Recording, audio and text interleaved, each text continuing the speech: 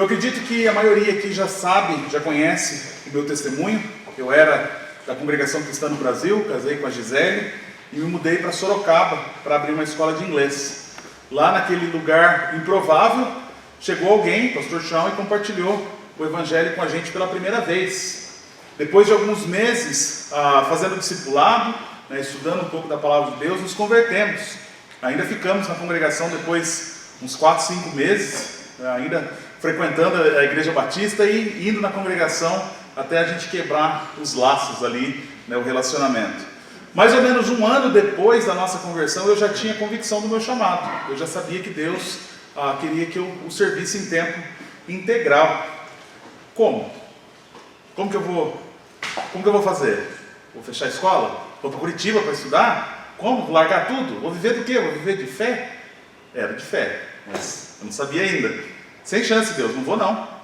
Eu tenho meu sustento, eu tenho meu trabalho, eu tenho meus recursos, eu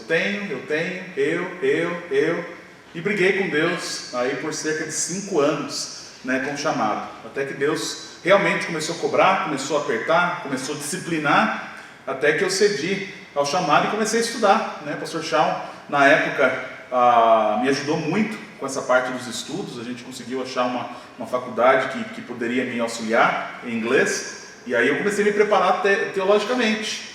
Um pouco depois a Gisele também teve a mesma convicção, Deus também começou a apertar ela, e a gente decidiu se preparar para o ministério.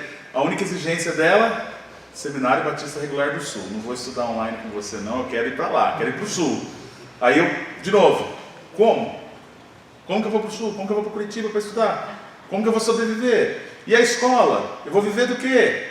E de novo essas perguntas voltaram na minha mente. Então nós sentamos, nos aconselhamos, tanto com o pastor Shawn, o pastor Benjamin na época foram grandes bênçãos para nós ali. O pastor Sidney estava de longe ainda, mas já estava nos ajudando.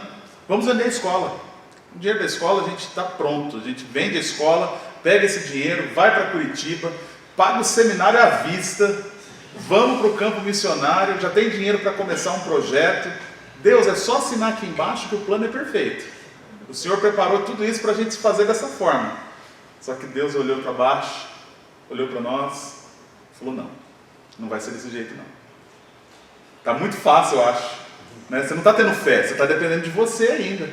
Você vai ter que aprender a depender de mim. Veio o Covid, atrapalhou todos os planos da venda da escola, ia atrapalhar a nossa vinda para cá. Só que eu falei: não, a gente já brigou com Deus muito tempo, vamos fechar a escola, vamos embora para Curitiba, e lá a gente deixa Deus trabalhar na nossa vida. Fechamos a escola, perdemos os alunos. Nós tínhamos naquele ano mais de 150 alunos, nós perdemos tudo que tínhamos e ainda ficamos com uma dívida enorme da escola de boletos que não tinham sido pagos ainda. Viemos para Curitiba com dívida, sem sobra nenhuma, sem nenhum recurso para começar nada. E foi aí que a gente começou a aprender que a gente precisava de Deus e não dos nossos recursos, nem das nossas forças. Irmãos, Curitiba é muito mais do que o seminário, é uma lição de vida, é uma transformação. Foi o momento que a gente largou tudo. Foi um recomeço na minha vida, um recomeço na vida da minha família. Deus começou a trabalhar nos nossos corações aqui. Nós passamos por muitas dificuldades, muitas lutas, só que Deus foi fiel e cuidou de nós em cada momento, em cada segundo que nós estávamos aqui. Quando a gente achava que estava tudo perdido, Deus batia lá na porta de casa e a gente via que Ele estava realmente cuidando de nós, e nós aprendemos que o plano é o dele, não é o nosso, não é os nossos. Onde que eu quero chegar? Justamente nesse ponto. Missões não é sobre os nossos planos, missões é sobre os planos de Deus. O que Ele vai fazer na sua vida, como Ele vai transformar a sua vida, para a partir da sua vida começar a trabalhar em outras vidas. E eu aprendi que a nossa dependência, ela não está no dinheiro, ela não pode estar no dinheiro, ela não pode estar nos recursos, ela não pode estar nos planos, ela não pode estar nos trabalhos. Tem missionário que vai depender das igrejas. Ah não, meu sustento, eu dependo unicamente das igrejas que vai me apoiar. Não, você depende de Deus. Porque se Deus falar não, ninguém vai te apoiar. Se Deus fechar a porta, ninguém vai abrir. Então nós precisamos entender que a nossa dependência é unicamente em Deus. Vamos firme. Eu ainda tenho voz. Estão me ouvindo aí atrás? Amém. Amém.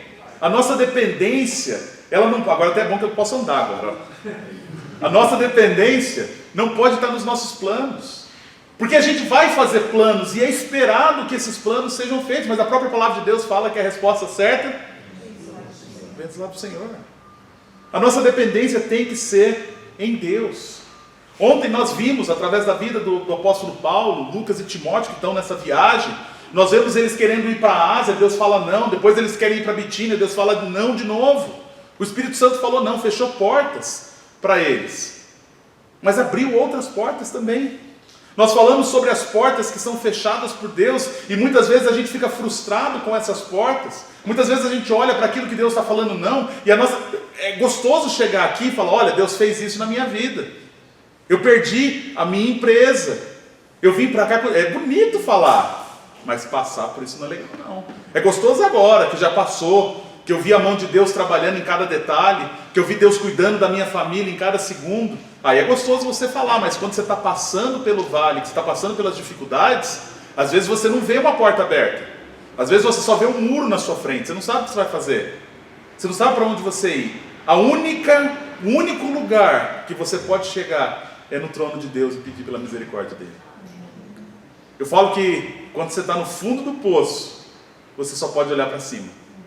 É o único lugar que você tem para olhar. E Deus realmente nos ouve. Ele está pronto para cuidar de nós. No primeiro momento a gente olha para toda essa dificuldade e fala assim, mas está muito difícil. Eu não vou conseguir aguentar. Aí o Espírito Santo fala no seu coração, a palavra de Deus fala que você vai aguentar, porque Ele não vai te dar um fardo maior que você pode carregar. Então você vai aguentar, você vai aprender. Em outras palavras, os nãos de Deus não é derrota. Nunca vai ser derrota. Muito pelo contrário, muitas vezes os nãos que Deus vai dar para nós no meio desse caminho, vai ser cuidado e amor. Ele vai cuidar, Ele vai nos proteger, Ele vai nos guiar. Mas mesmo assim nós vamos passar por vales, vamos passar por dificuldades. É só olhar para a vida de Paulo. Um vaso escolhido por Deus, queria aprender o valor de sofrer pela causa de Deus. Todos os apóstolos morreram da pior forma possível e imaginável. Nós falamos sobre a visão do apóstolo Paulo com o homem na Macedônia, reclamando por socorro. E a gente pode concluir que missões não giram em torno das nossas necessidades, mas dos planos de Deus, das necessidades que Deus enxerga no mundo. E a gente concluiu ontem lembrando que quando chega a hora de Deus, não é para hesitar, é para agir imediatamente. Não hesite. Se Deus está chamando, obedeça. Quanto antes você aprender essa lição, melhor. Lembra? Não quero ir para o sul, não quero estudar, não quero largar tudo. Deus me levou a largar tudo. É do sul para baixo, não quero voltar para São Paulo. Deus me mandou para São Paulo de novo. Deus fala bastante não. Os nossos desejos, é claro que temos desejos, é claro que temos vontade, é claro que temos necessidades. E quem melhor do que Deus sabe o que nós temos no nosso coração? Eu vi Deus suprindo na nossa vida, desde coisas gigantescas quanto coisas pequenininhas. Detalhes. Às vezes era um sorvete que não dava para a gente sair e comer, e Deus, vamos lá em casa chupar sorvete? Vamos lá participar, vamos lá fazer. Uma cesta. Gente, é algo que nunca passou na minha cabeça que eu podia depender de Deus para essas coisas. E a partir daqui, desse agir imediatamente quando Deus chama, é que eu quero continuar com vocês hoje. Houve um clamor vindo da Macedônia. E pela primeira vez, nós vamos ver o Evangelho chegando em solo europeu. Pensa um pouco. O Evangelho de Cristo está chegando na Europa. Ele está entrando, mais especificamente em Filipos, aquela cidade grega que nós falamos ontem. Uma cidade que está imergida na cultura grega. Uma cidade que tem orgulho da sua história. Uma cidade que é o berço de Alexandre o Grande. Uma cidade que mistura a glória do passado com a cultura atual. Uma cidade que tem uma religiosidade totalmente misturada. Um cenário que nem, se você olhar, nem o judaísmo tinha chegado fielmente ali. Eles não tinham nenhuma base para começar a trabalhar, para falar de Deus, porque eles criam em outros deuses. Paulo não encontra multidões para pregar. Paulo não entra numa grande arena para pregar. Aqui em Filipos o evangelho não chega com espada, o evangelho não chega com exército, o evangelho chega com a palavra viva de Deus. E ele vai encontrar um pequeno grupo de mulheres na beira de um rio que estão orando. E ali, num lugar totalmente improvável, num lugar aparentemente pequeno, um grupo aparentemente pequeno, o Espírito Santo começa a escrever um capítulo na história da igreja. Olha comigo Atos capítulo 16, versículo 11. O Frank deixou a água hoje aqui, ó.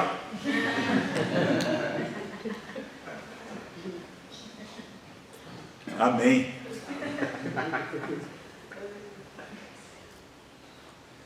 Atos capítulo 16, versículo 11. Tendo, pois, navegado de Troade, seguimos em direitura a Samotrácia. Olha que nome bonito. Fica a ideia aí para quando forem ter filhas, dá o nome de Samotrácia.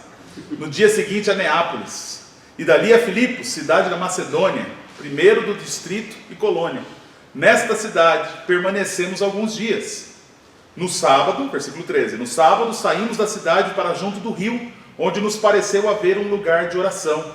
E assentando-nos, falamos às mulheres que para ali tinham concorrido. Certa mulher, chamada Lídia, da cidade de Tiatira, vendedora de púrpura, temente a Deus, nos escutava. O Senhor lhe abriu o coração para atender às coisas que Paulo dizia. Depois de ser batizada, ela e toda a sua casa nos rogou, dizendo: se julgais que eu sou fiel ao Senhor, entrai na minha casa, e aí ficai. E nos constrangeu a isso. Vamos orar? Pai querido, somos gratos ao Senhor nessa manhã mais uma vez, por continuarmos estudando a sua palavra, continuar sendo desafiados por ela, aprendendo, Pai, o que o Senhor espera de cada um de nós com missões. Que nós possamos ser desafiados mais uma vez nessa manhã, que possamos ser constrangidos, ó Pai, pelo seu amor, para que o seu evangelho possa continuar sendo pregado através das nossas mãos, Pai.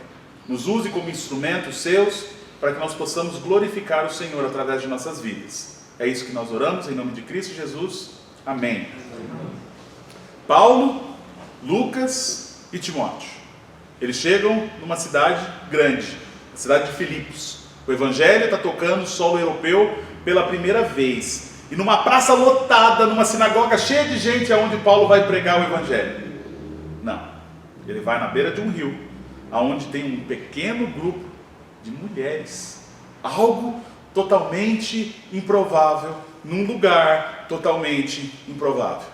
E é nesse grupo de mulheres que Deus vai trabalhar primeiro no coração de Lídia. Deus vai trabalhar no coração dessa mulher, e essa mulher vai ser um instrumento de Deus para que o evangelho cresça naquela cidade. A primeira lição que a gente tem que entender aqui é que essa obra é do Espírito Santo, essa obra não é nossa. Essa obra é dele, é ele que vai guiar. Então a gente precisa lembrar que o Espírito Santo é ele quem vai preparar o coração das pessoas que vai ouvir o evangelho. Não adianta nada você ter o melhor discurso, você ter a melhor oratória, você ter a melhor retórica e você falar o evangelho para quem o Espírito Santo não preparou o coração para receber ainda. Quantas e quantas pessoas nós já compartilhamos o evangelho e o evangelho bate como se não fosse nada. A pessoa diz que entendeu e você vê que não tomou decisão nenhuma. O Espírito Santo precisa trabalhar naquele coração, porque é o Espírito Santo que convence, é ele que trabalha. Essa lição é de extrema importância, porque vai ajudar a gente a manter os pés no chão, nos lembrando que nós somos os instrumentos de Deus, e não os músicos da orquestra. Uma situação que tanto eu e creio que você também tem a tendência de esquecer, é que o Evangelho é o poder de Deus, para salvar todo aquele que nele crê. É o poder de Deus para salvar quem crê. Gente, é poder. O Evangelho de Cristo não é pouca coisa não, é o poder de Deus, que pode fazer milagre, que pode fazer o milagre de tirar a pessoa do inferno e levar para o céu. Uma pessoa que não merece, uma pessoa que não é digna, uma pessoa que não é justa, pode ser tirado do inferno e levado para o céu. Geralmente, eu amo evangelismo de rua, eu gosto de ir para a rua e evangelizar, não porque tem muitos resultados, mas porque trabalha a nossa humildade, trabalha os nossos nãos. Quantas vezes você ouve não, pessoas que não estão nem aí para o evangelho. Geralmente o evangelismo de rua não é aquela coisa que vai explodir, você vai para a rua e vai voltar com 50 pessoas convertidas, não, mas vai trabalhar no seu ego. Nossa, quantos nãos falaram para Deus hoje? Eu amo isso, eu amo essa experiência com a igreja. Eu acho que a igreja precisa experimentar isso para ver a realidade de como está o evangelho hoje. Que dentro da igreja todo mundo ali teoricamente é salvo, todo mundo ali é cristão, todo mundo ali está olhando para o mesmo foco, mas lá fora não, lá fora é diferente. Então eu gosto de ir para fora para mostrar para as pessoas como que está o mundo. E é interessante que eu fico frustrado que muitas vezes eu não consegui falar tudo o que eu queria falar, porque no evangelismo de rua às vezes você não tem tempo. Às vezes não dá para você falar tudo. A minha tendência, a minha ideia era começar lá de Gênesis e ir até Apocalipse, para a pessoa poder entender ali em 5 minutos a palavra de Deus inteira. E na maioria das vezes a gente não consegue nem a atenção da pessoa por 5 minutos. A gente tem estratégias, você vai aprender várias estratégias, várias formas de tentar fazer isso, mas nem sempre vai ser suficiente para você conseguir falar de tudo que você queria falar. Se você olhar um pouquinho mais para frente aqui na história, o apóstolo Paulo vai para Atenas. O apóstolo Paulo era bom de retórica, ele era bom para falar, tanto que ele chega lá e ele começa já com uma ilustração. Enquanto ele está andando em Atenas, ele vê uma estátua com Deus desconhecido, e ele vai usar essa estátua como referência para ele pregar o evangelho. Se você lê o discurso que ele faz em Atenas, é belíssimo, cheio de palavras bonitas, de eloquência, é lindo. O Deus desconhecido.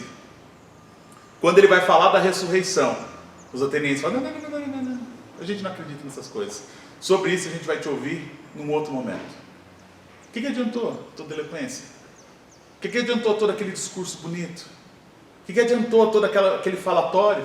Quando chegou no principal, que era a ressurreição de Cristo, eles não quiseram ouvir. Uns até zombaram dele por conta disso. Eu gosto porque ele sai de Atenas e vai para Corinto. E lá em Corinto ele é bem mais simples. Olha comigo lá em Coríntios capítulo 2. Não sai de Atos, mas mantém o dedinho em Atos, vai ali em Coríntios rapidinho. 1 Coríntios capítulo 2.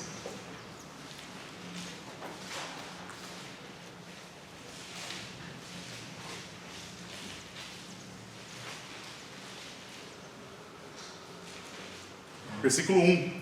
Eu, irmãos, quando fui ter convosco, anunciando-vos o testemunho de Deus, não o fiz com ostentação de linguagem ou sabedoria, porque decidi nada saber entre vós, senão a Jesus Cristo e este crucificado. Ou seja, ele sai de Atenas e vai para Corinto com uma lição que ele aprendeu. Não vou falar bonito não, eu vou falar de Cristo. Eu vou falar do básico, do principal, da base. Eu vou falar daquilo que vocês precisam ouvir. Jesus morreu pelos seus pecados e ressuscitou dos mortos. O evangelho foi pregado.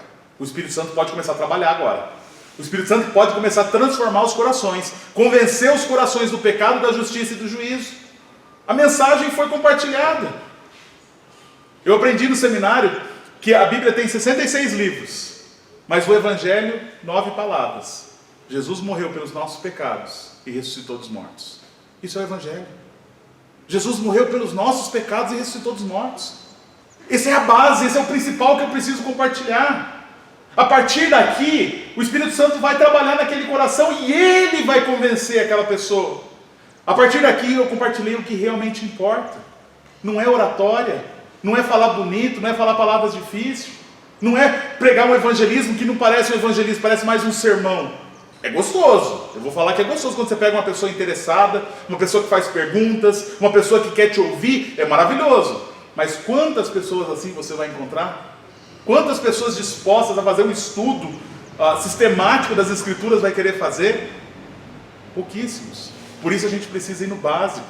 E existem momentos que nós vamos conseguir só falar o básico, e a gente precisa estar preparado para isso. Aí a nossa oração começa. Senhor, a pessoa já sabe da verdade, a pessoa já ouviu o que ela precisava ouvir, agora só o Senhor pode trabalhar nesse coração. Mas a gente podia contar tantos testemunhos de pessoas que se converteram lendo um folheto, lendo a palavra de Deus em um folheto, pessoas que tiveram um breve contato com a palavra de Deus. A palavra de Deus precisa ser ouvida, a palavra de Deus precisa bater nesse coração, para a partir daí Deus começar a trabalhar a fé nesse coração, e aí todo o processo de salvação. Geralmente eu gosto da versão mais longa, que gera muito mais coisa, muito mais discussão, mas muitas vezes a gente só tem a versão curta para trabalhar. O apóstolo Paulo chega no momento que falou e não falou nada lá em Atenas, mas depois disso ele aprendeu a lição. Então, mesmo que seja a versão longa ou a versão curta, pregue o essencial. Comece pelo básico, comece pela base. Lá em Peró, a gente fala muito sobre evangelismo, né, com eles, tem ensinado eles a fazerem evangelismo, e eles já sabem da pergunta. Se você chegar lá e perguntar assim, como que começa um evangelismo? Eles já vão falar para você, perguntando se a pessoa morresse hoje, para onde ela iria. É a primeira pergunta que eles já sabem fazer, todos eles já sabem. E todos eles começam o evangelismo a partir daqui. E aí eles já pregam o evangelho. E a partir do evangelho daí eles vão desenvolvendo. Aí quando eles não sabem, eles mandam mensagem: pastor, eu estou aqui com fulano de tal. E aí fez uma pergunta: você tem um vídeo? Você tem alguma coisa que eu possa mostrar para a pessoa? Eu tenho. Marca um estudo que a gente vai aí. A gente vai trabalhar com essa pessoa. Manda um vídeo, manda alguma coisa para aquela pessoa e a gente vai trabalhando. Depois que você falou que Jesus morreu pelos nossos pecados e ressuscitou dos mortos, você pode ir para a próxima pergunta: posso te explicar melhor sobre isso? Aí você pode fazer a união hipostática de Cristo associada ao concílio de Jerusalém, que foi reafirmado no calçado. Tá bom, mas você já falou o básico, você já falou o que precisava. O Espírito Santo já tem o que ele precisa trabalhar. Gente, não é a mensagem que salva, é Cristo que salva. Não é o mensageiro que salva, é Cristo quem salva. Nós precisamos ter isso na nossa mente. Nós somos apenas os instrumentos de Deus. Se ele quisesse usar uma pedra, ele usaria. Se ele quisesse usar uma jumenta, ele usaria. Ele decidiu nos usar. Ele não precisa de nós para compartilhar a mensagem dele, não. Ele largou o céu e veio aqui para compartilhar essa mensagem com a gente. A nossa tendência é pensar que se eu não conseguir explicar tudo sobre Cristo, a pessoa não vai ser salva. Ela precisa do básico. Quem salva é Cristo, não somos nós. Quem salva é Cristo, não é a mensagem. Quem salva é Cristo e não o mensageiro. O Espírito Santo trabalha nos corações. Então a gente não precisa ter medo de não ter todas as respostas, até porque isso não é o foco. A gente precisa simplesmente estar pronto de compartilhar a partir da base. Eu entendo que muitas vezes a gente precisa desconstruir hoje em dia. Hoje tem muitos religiosos, tem muitas pessoas religiosas que frequentam uma religião, que já tem os seus dogmas. E aí a gente precisa chegar para essas pessoas e começar a desconstruir o que ela acredita, para depois construir o evangelho. Eu sei, eu vim da congregação, eu sei o quanto que isso é difícil. Mas não, ainda assim, quando compartilharam o evangelho comigo, começaram pela base. Começaram com Cristo. Eu lembro até hoje a pergunta que o pastor Sean fez: quem é Cristo para você? Para muitos é fácil essa resposta, responder: quem é Cristo para você? Eu não tinha ideia de quem era Cristo. Eu podia falar: Filho de Deus, Salvador. Tem gente que até fala o Salvador do mundo. Mas e para você, quem é Cristo? Pessoalmente, eu não sabia a resposta. Eu não sabia o que dizer. E quando eu fui apresentado a esse Cristo, eu fiquei revoltado com a minha religiosidade. Foi facinho para desconstruir toda aquela religiosidade que eu tinha de anos. Porque eu nunca ouvi falar de Cristo, como a gente cantou. Eu nunca ouvi falar de Cristo dentro da congregação. Não falaram de Cristo para mim. Eu iria para o inferno como um religioso batizado, com todas as obras que eu tinha. Tem esperança. No meio de uma geração perversa, Cristo é a esperança. Tenha na sua mente que é o Espírito Santo que vai preparar os corações para a chegada do Evangelho. E nós temos aqui, nesse texto, os três saindo de Trode, chegando em Filipos, ficando ali alguns dias, indo para a beira do rio, um lugar de oração. Assentados, eles falam com as mulheres que estavam ali orando. Para onde eles foram? Para o rio. Para um rio. Que rio? Um rio. Não importa o rio. Falar com quem? Com mulheres. Era comum isso naquela época? Quem era Paulo mesmo? O que ele era tempos antes? O fariseu. Ele iria perder o tempo dele falando com mulheres? O Wiersbe tem um comentário que eu acho maravilhoso. Ele fala assim: de acordo com os rabinos, era melhor que as palavras da lei fossem queimadas do que serem entregues a uma mulher. Os rabinos preferiam queimar as escrituras do que compartilhar com uma mulher. Um lugar improvável, uma pessoa improvável, e o evangelho vai entrar na Europa. Gente, a cidade não tinha uma comunidade judaica. A cidade não tinha uma base do que era Deus. E o evangelho vai entrar e vai fazer o que ele fez. Não tinha uma multidão, não tinha status, não tinha pompa, não tinha nada. Paulo só tinha a palavra de Deus e ele começou com o evangelho. A nossa ideia é que nós vamos ser o próximo Billy Graham da história. A gente vai lá no Maracanã com 60 mil pessoas e pregar o evangelho e 20 mil pessoas vão se converter. Não! Cada dia que passa, o amor se esfria mais. Cada dia que passa, nós vamos ter mais dificuldade para compartilhar o Evangelho. A gente quer ser o Pedro de Pentecostes. Legal, pregar e 3.000 se converter. A gente quer ser o Filipe com o eunuco. Rapidinho levar ele a pensar e ele se converter e já batizar e pronto, virar membro da igreja. Mas nunca a gente quer ser o Estevão. Ninguém fala do Estevão, ninguém quer ser igual ao Estevão. Ninguém quer ser como Paulo, açoitado aqui em Filipos. A gente só pensa nos exemplos grandes. Irmãos, não tem nada a ver com o mensageiro, não tem nada a ver com a mensagem, tem a ver com o Espírito Santo. Tem a ver com o Espírito Santo preparando os corações. Aqui, nesse rio, Paulo fala com as mulheres. Eu falo que tem uma história que ele falou para as mulheres porque o evangelho ia espalhar mais rápido daí. Pode ser a teoria, né? Quem sabe eu possa trabalhar nisso depois. Sem grandes palcos, o evangelho entra na Europa pela primeira vez. A mensagem é transmitida para um grupo de mulheres. E a missão tem sucesso através do poder do Espírito Santo. Através do papel do trabalho do Espírito Santo. Não tem nada a ver com você mudar de cidade, você vê? Não tem nada a ver com você mudar de país. Tem a ver com você fazer essa diferença. Você trazer a mensagem da diferença. Um lugar improvável com pessoas improváveis. Olha o versículo 14. Certa mulher, chamada Lídia, da cidade de Tiatira, vendedora de púrpura, temente a Deus, nos escutava. O Senhor lhe abriu o coração para atender as coisas que Paulo dizia. Quem abriu o coração? Deus. Paulo pregava, mas quem trabalhou? Deus. Porque se Deus não tivesse aberto o coração dessa mulher, o evangelho não penetrava ali. Ele podia dar o melhor discurso, falar as melhores palavras, mas ela nunca conheceria Cristo como Salvador.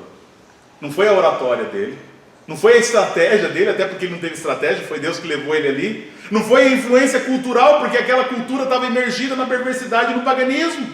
Não foi a arquitetura de um prédio gigantesco construído por missionários. Foi na beira de um rio, num lugar improvável, com pessoas simples, ouvindo a mensagem do Evangelho.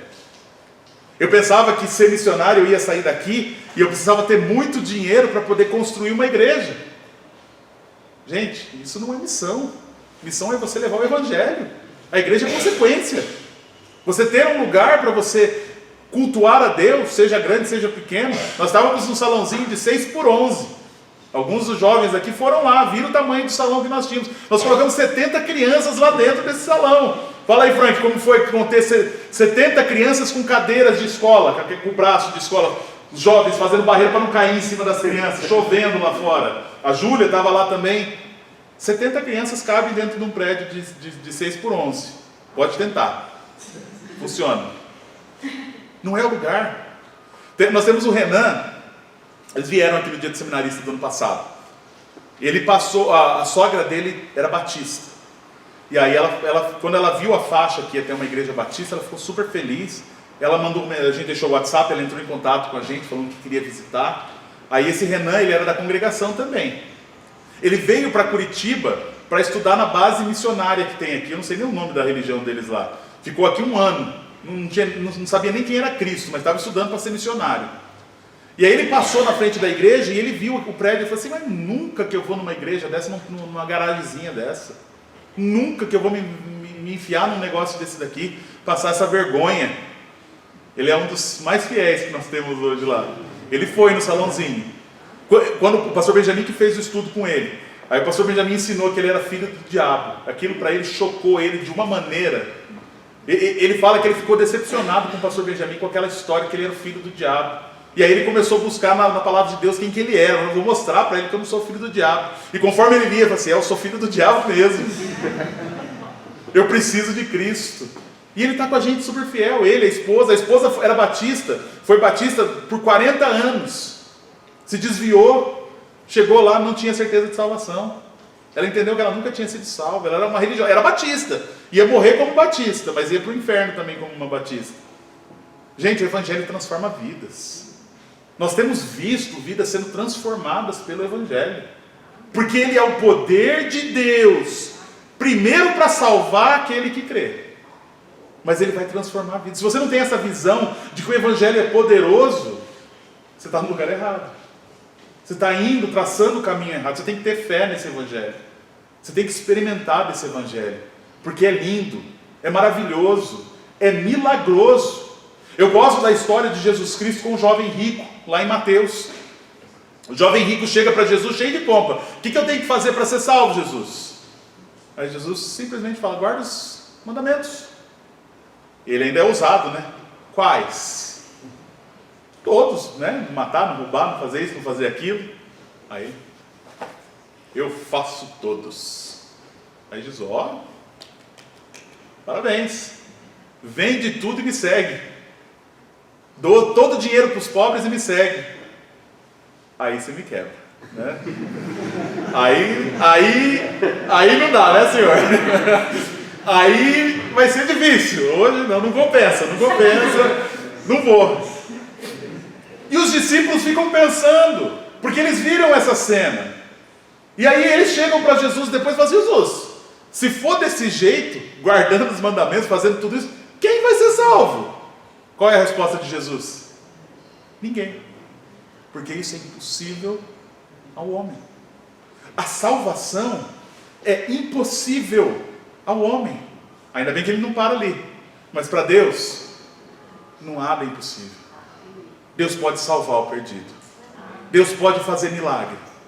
Irmãos, eu não sou continuista também, mas eu creio no milagre da salvação.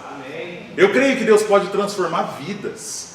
Eu creio que Ele trabalha no coração das pessoas. E nós somos os instrumentos que vai levar essa mensagem para Deus trabalhar no coração dessas pessoas.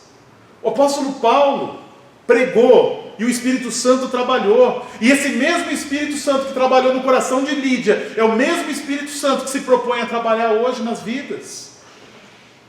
Ele preparou para que Lídia recebesse a palavra. Ele preparou para que ela cresce na palavra. Isso significa que a gente não precisa ter medo de testemunhar. A gente precisa ter medo de não ter todas as respostas, de não saber falar, porque quem convence no final das contas é o Espírito Santo. É o Espírito Santo. O campo missionário, se você quiser anotar essa frase, eu gostei muito. O campo missionário não começa no mapa, começa no coração que o Espírito Santo prepara. Não é no mapa, é nos corações. Pastor, eu cresci na minha fé ouvindo o pastor Sidney citando: onde há um coração sem Cristo, eis aí um campo missionário. Eu lembro dessa frase que o pastor Sidney toda a vida citou, e eu cresci na minha fé ouvindo essa frase, e eu entendi: o campo missionário está aí, e é fértil, a gente precisa só trabalhar. Quando o Espírito Santo prepara um coração, dali vem coisa grande. E a gente aprende através da vida de Lídia, que o trabalhar do Espírito Santo não trabalha só no coração dela. A palavra de Deus germinada naquele coração vai florescer, e famílias vão ser alcançadas para Cristo através daquilo. O evangelho que alcançou Lídia não ficou só com ela, transbordou. O evangelho que alcançou Lídia entrou para dentro da casa dela. O evangelho que alcançou Lídia alcançou outras pessoas ao redor dessa mulher, e ela começou a testemunhar de Cristo. Quanto que ela sabia de Cristo? Ela sabia falar da união hipostática de Cristo? Ela conseguiria falar sobre concílios que nem houveram ainda? Não, ela não tinha nada. E ela testemunhou, e a casa dela foi salva. A família dela foi salva. Amigos provavelmente foram salvos a partir dali. O evangelho transforma vidas, não é só indivíduos, não, é vidas de todos. Famílias inteiras são alcançadas pelo evangelho, porque esse é o poder de Deus para salvar todo aquele que nele crê. Olha o versículo 15. Depois de ser batizada, ela e toda a sua casa, depois de ser batizada, ela e toda a sua casa, nos rogou dizendo: se julgais que eu sou fiel ao Senhor, entrai em minha casa e aí ficai. E nos constrangeu a isso. O Espírito Santo preparou o coração daquela mulher, ela se converteu, ela foi batizada, ela compartilhou com a sua casa, todos eles foram impactados pelo evangelho, e ela transformou a casa dela na base do evangelismo na Europa.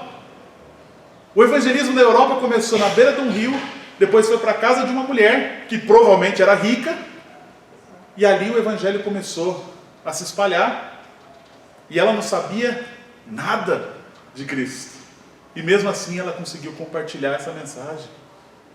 Se ela consegue, eu consigo. Se ela, que não teve base nenhuma de teologia, conseguiu fazer o que fez, Eu também consigo. Você consegue? Então começa a trabalhar. Então começa a falar. Então começa a não ter medo. Começa a aproveitar cada oportunidade. O apóstolo Paulo fala lá em Romanos: porque eu não me envergonho do Evangelho, porque ele é o poder de Deus para salvar todo aquele que nele crê. Primeiro do judeu e também do grego. Prega. O Evangelho é milagre. É milagroso. Lembra do jovem rico? Pensa nele. Não dava. Ele era culpado de todos os outros mandamentos que Cristo falou com ele. O Evangelho continuou trabalhando. O Evangelho continuou transformando vidas. Mas lembra que logo em seguida, a gente tem um exemplo maravilhoso aqui. Simples, rápido, direto. Mas logo em seguida eles vão ser presos. Logo em seguida eles vão ser levados para a prisão por conta desse Evangelho. Porque do mesmo jeito que o Espírito Santo começa a trabalhar, o tinhoso também começa. O chifre pequeno. No caso de Lídia aqui, a gente pode dizer que a hospitalidade dela foi maravilhosa. Gente, hospitalidade é algo que é difícil. Lá em Hebreus fala que a hospitalidade, né, muitos receberam anjos através da hospitalidade. E não é fácil você ser hospitaleiro. Essa mulher, ela se converteu e ela constrangeu os apóstolos a vir para a casa dela e ficar com ela ali na base missionária, nessa nova base missionária. E eu falo que é obra, lembra do que Tiago fala sobre a fé sem obras? Ela teve a fé e imediatamente ela está mostrando as obras, porque é isso que o Evangelho vai fazer. E essa mulher, em poucos minutos de convertida, ela já está pronta para discipular as pessoas. Ela está pronta de levar o Evangelho. Ela está pronta de receber homens que ela nunca viu na vida na casa dela. Eu tenho experimentado como missionário a hospitalidade de pessoas, né? De várias pessoas. Então, você vai viajando, cada vez que você viaja para uma igreja é uma experiência completamente diferente. Então você chega em casas que você vai ser extremamente bem recebido. Você vai chegar em casas que você não vai ser tão bem recebido, não. Às vezes você nem chega em casa. Tem gente que coloca você no quartinho do profeta numa igreja gigante, com você sozinho lá no meio, morrendo de medo. O pastor Yuri sabe dessa situação. Ele me levou lá para Oswaldo Cruz, e aí ele perguntou: você quer ficar no quarto com o... como é o nome dele? O Arthur? Você quer ficar no quarto com o Arthur? Tem ar-condicionado? Ou você quer ficar lá na igreja no quarto do profeta? Aí eu não conhecia direito, né? Fiquei com medo. Eu vou roncar, vai ficar ruim e tal. Prefiro ficar lá no quarto do profeta, pastor. Aí naquela noite deu uma tempestade terrível. Aquela igreja é enorme. O quarto do profeta é no meio da igreja. Aí você tinha que acender a luz no começo do corredor aqui. E o quarto era lá no final do corredor, lá no meio do corredor. Aí eu apagava a luz e corria pro quarto. Aí eu fiquei, no outro dia eu falei assim: eu vou deixar a luz acesa, porque eu tô com medo. Aí deixei a luz do corredor acesa e fechei a porta. Aí eu ficava deitado na cama olhando para baixo da porta, aquela fresta da porta. Eu falei assim: se passar um rato ali, fizer sombra, eu vou morrer de medo. E eu falei: por que eu não fiquei no quarto com o Arthur? Por que eu não fiquei no quarto com o Arthur? E eu sozinho ligava para minha esposa e falava assim: eu tô aqui, tô com medo, eu sou medroso, não tem jeito. Mas foi muito bem recebido. Pensando numa família que cozinha bem, gente. Se vocês tiverem a oportunidade de ir para Oswaldo Cruz, vão com toda a alegria do mundo. É maravilhoso. Hospitalidade. Hospitalidade é algo que a gente precisa aprender também. Todos nós aqui estamos envolvidos com o ministério. Se a gente não for hospitaleiro, vai dar problema, vai ter muita dificuldade. E às vezes é luta. Tem pessoas que é mais antissocial que não consegue. E Deus chama pessoas antissociais que não conseguem também. Minha esposa é prova disso. A minha esposa tem muita dificuldade em muita coisa com hospitalidade. E Deus usa a vida dela. Deus usa a vida dela, porque Deus trabalha com pessoas improváveis, em lugares improváveis. Cada um de nós temos um talento que Deus vai usar de uma forma incrível para o ministério dele. A gente só precisa estar pronto. A hospitalidade que nós vemos em Lídia faz parte da missão. Gente, é incrível como o Evangelho conecta pessoas em todo canto. Em todo lugar que você chega e você vê pessoas salvas em Cristo, você tem algo em comum. Você tem uma família em Cristo. Você pode transformar a sua mesa, a mesa da sua casa, no seu culto. Você pode transformar a sua sala de estar, numa sala de aula do reino. É básico. O trabalho que o pastor Lúcio começou ali em Cerquilho, tem sido lindo de ver. As pessoas têm chegado na casa dele. Ele não tem um prédio, nem um predinho alugado que nem nós tínhamos, ele não começou. Ele está com a sala de estar dele e pessoas têm chegado. Pessoas têm ido lá para ouvir o Evangelho, têm ido lá para aprender. Não tem uma estrutura gigantesca. Eu lembro uma vez no dia de seminarista aqui, o pastor Rodinelli pregando sobre os humildes começos. E aquilo tocou muito no nosso coração. Quando a gente foi alugar o salãozinho lá, eu falei para o pastor Benjamin, não, a gente vai alugar isso aqui, pastor. Esse salãozinho feio, sem jeito. E aí o Espírito Santo, lembra dos humildes começos? Ecoou de longe assim da voz do pastor Rodinelli. E foi. E a gente tem visto a obra de Deus acontecer ali em Peró. A gente está com um grupo de 35 a 40 pessoas, chegando todos os cultos. A maioria deles se convertendo agora, ouvindo o Evangelho pela primeira vez agora. Pequenos e humildes começos. Quando a gente olha para Filipos, nós vemos que o Evangelho não chegou com toda a pompa, não chegou com multidões, chegou na beira de um rio, diante de um grupo de mulheres, num lugar improvável, com pessoas improváveis. Deus quer usar pessoas improváveis, em lugares improváveis, para que o Evangelho possa germinar ali. Porque foi o Espírito Santo que trabalhou em corações, como o coração de Paulo, tanto no coração dessa mulher, de Lídia. Foi ali que uma família inteira foi transformada. Foi ali que uma casa toda se tornou a base missionária. A missão não começou nos templos, começou nos corações daquelas pessoas que aceitaram Cristo como Salvador. A missão não começou só em indivíduos, mas em famílias inteiras. Talvez você está aqui, a sua família toda não foi alcançada ainda. A minha não foi. Meus pais não foram alcançados para Cristo ainda. Minha vontade é de esfregar o Evangelho na cara deles, do Evangelho, para ver se entra. Mas é o papel do Espírito Santo. Eu posso convencê-los, mas eles vão para o inferno convencidos. Quem tem que convencer é o Espírito Santo. Então tenha coragem, não tenha medo não. A gente carrega conosco o poder de Deus para salvar aquele que nele crê.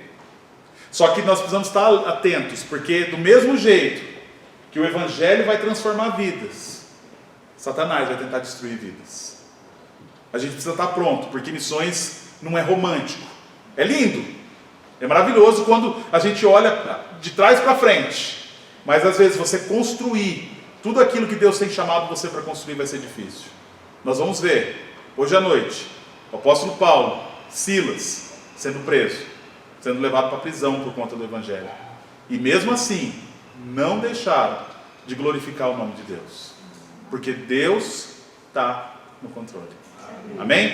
Baixe sua cabeça e feche seus olhos.